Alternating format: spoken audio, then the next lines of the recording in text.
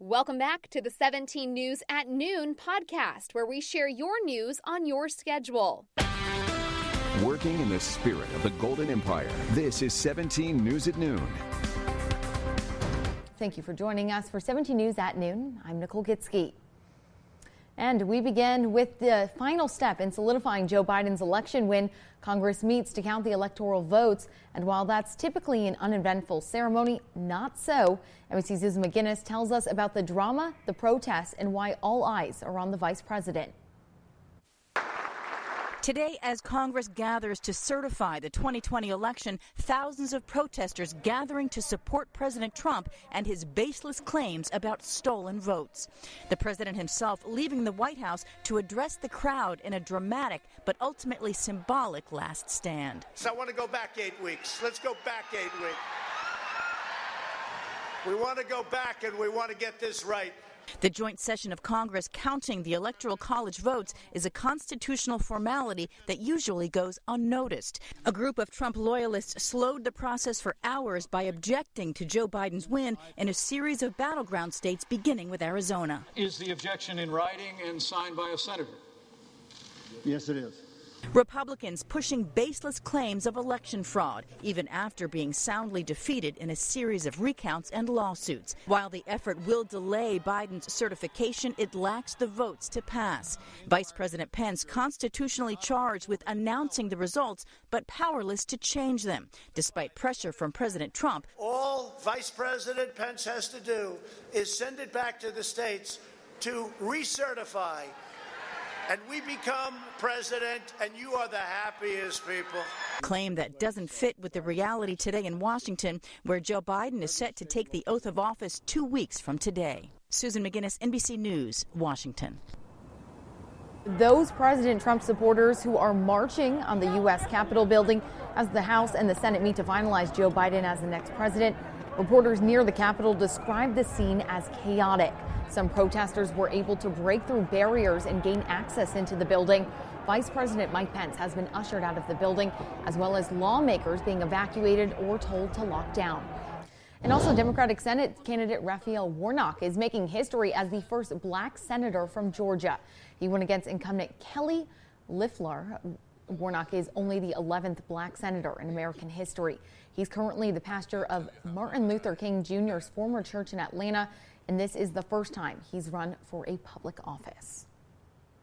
With the latest on the coronavirus front, struggling Californians can expect more money in their pockets. That's thanks to Governor Gavin Newsom, who announced a new stimulus payment for those in the Golden State.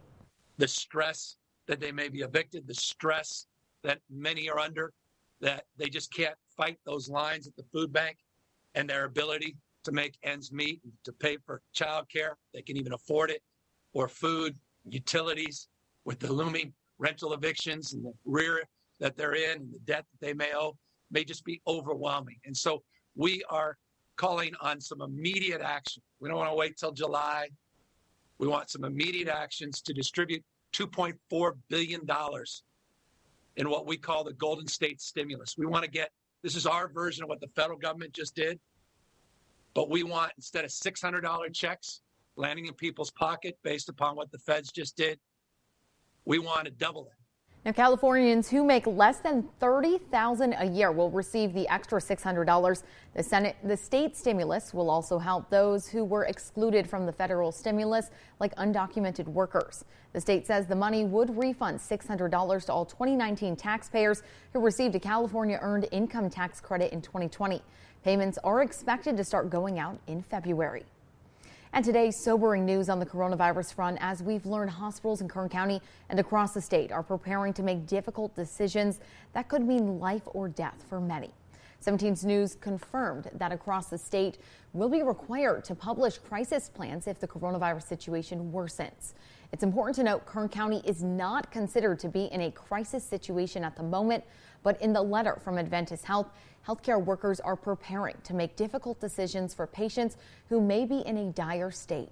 The letter reads, physician-led teams will make care decisions based on health status and ethical principles to ensure equity and justice. You may remember yesterday we told you about the healthcare crisis in Los Angeles County, where ambulance crews were being told to reserve oxygen and deny transportation to patients who aren't expected to survive. Meantime, Kern County surpassed 400,000 hospitalizations, a record since the beginning of the pandemic. 90 of those patients are in the ICU, another record. Public Health says this isn't surprising as they predicted a surge in local hospitals back in the summer. And alarming new data shows hospitals in Kern County have reached record-breaking levels. Here's a look at the numbers from yesterday. State public health data shows 406 people with coronavirus are in a Kern County hospital. 90 people are in the ICU. That means our hospitals are seeing the worst days since the beginning of the pandemic, and there's no sign of any slowing. We learned of 608 new infections yesterday, most of those people who tested positive last month. We're seeing about 965 people getting sick with the virus every day. According to our health department, 1 in 23 people in the county are currently infected with the virus. And overnight, state health officials are requiring a delay in some non-essential and non-life-threatening surgeries. This order went into effect last night. It's directed at counties with 10% or less ICU capacity. That includes Kern County. And if you are having trouble with stress or mental health issues because of the pandemic, the Latino COVID-19 Task Force wants to help. You can call their mental health hotline at 525-5900. There you can speak with experts who can provide helpful information and resources. It's available in both English and Spanish Monday through Friday from 9 a.m. to 5 p.m. But the task force says if you call on the weekends, you can leave a message and an operator will return your call when they return. And Public Health is encouraging residents to get tested. Public Health released information on 11 free coronavirus testing sites across the county. Those sites include the Kern County Fairgrounds, Sagebrush Medical Plaza, Clinica Sierra Vista in Bakersfield, Arvin, and Lamont. All testing sites are available for walk-up or drive-through. You can find a full list of testing sites on the Public Health's website. Now, from our 17 follow-up file, the search continues for 2 California city boys who have been missing for more than 2 weeks. A search party was held Monday in Bakersfield near the intersection of Cottonwood Road and Casa Loma Drive. Organizers say that's one of the areas they believe the boys were last seen. It follows another search party in California City over the weekend where businesses have been offering a reward totaling $25,000 to anyone who can find the boys. Anyone with information can call the California City Police Department at 760-373-8606. Now, to remain anonymous, you can call the Secret Witness Hotline at 322-4040. Now, taking a look in your 17 Crime Watch, we have new information on the first homicide of 2021 on New Year's Day that killed a man in East Bakersfield. Kern County Sheriff's Office says deputies were called to the 5400 block of Rosewood Avenue for a report of a shooting New Year's night.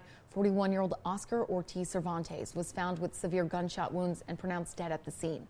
A post-mortem exam is being conducted to determine Cervantes' cause of death. And we now know the names of the 2 people killed over the weekend. Bakersfield police say 45-year-old Luis Ramirez and 39-year-old Rudy Rene Casillas were shot to death at the Vagabond Inn on Colony Street. That's in South Bakersfield, just off of Panama Lane. Both men died at the scene. The suspect, 25-year-old Mario Velasquez, was arrested on murder charges and is due in court later this afternoon. And the man shot and killed in Wasco last month has been identified. According to Kern County Sheriff's Office, deputies were sent to the area of 16th and D Streets for a report of a shooting on December 23rd. When deputies arrived, they found 34-year-old Jamel Tyser Ringold lying in the roadway with gunshot wounds. He was pronounced dead at the scene. This investigation is still ongoing. Now, 2020 was a deadly year in Kern County, and 2021 is off to a rocky start. In the first week alone, Kern County has seen 4 homicides. We ended 2020 with 138 homicides, a record year. This morning, Police Chief Greg Terry joined us to explain this spike. This last year, we saw across the nation spikes in crimes of violence, including homicide and shootings. And unfortunately, our community was no different. You know, homicides in particular are so harmful to our community. The impact never goes away, not for the families and not for the community members, not for the officers that are dealing with firsthand the impact of this violence. And so it is somewhat distressing and frustrating for us as law enforcement leaders who truly want to make the community safer. But the dynamics and the types of incidents specific to homicides make it very difficult for policing strategies to really impact them in a significant way. They're often done spontaneously. And Terry goes on to say how hard policing can be when these incidents are done behind closed doors. He says that's where the public can come in and can provide information to help them solve these crimes. Working in the spirit of the Golden Empire, this is 17 News at Noon. The 17 News at Noon podcast is a production of KGET and Nexstar Media Group. For more on all of the headlines in today's show, head to KGET.com.